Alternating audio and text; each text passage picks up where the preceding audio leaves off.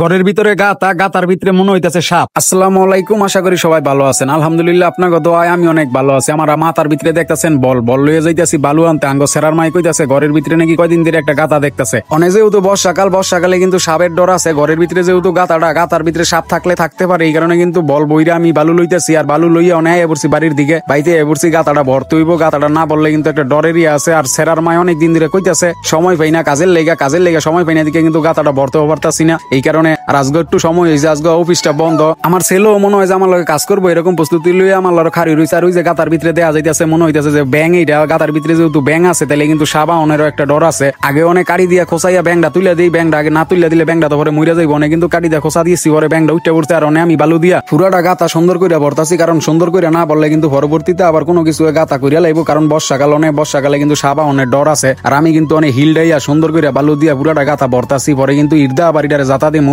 ইর্দা জাতা দিয়ে এটারে সুন্দর করে দিমু, ইর্দা জাতা দিয়ে এটারে শক্ত করে দিমু, যাতে কোনো সমস্যা না হয়। অনেক কিন্তু আমি এই যে ইর্দা বাড়ি দিতেছি, বালু দিতেছি, আর ইর্দা বাড়ি দিতেছি, বালু দিতেছি, আর ইর্দা বাড়ি দিতেছি, কারণ এটা যাতে পুরাটা মজবুত হয়, শক্ত হয়। এই ছোট ভাইটারে মায়া কইরা, দয়া কইরা, ভালোবাসা দিয়া, লাইক কমেন্ট শেয়ার কইরা, ফলো দিয়ে আপনাদের সবার পাশে রাখবেন। আমি কিন্তু সেই করি ভাই।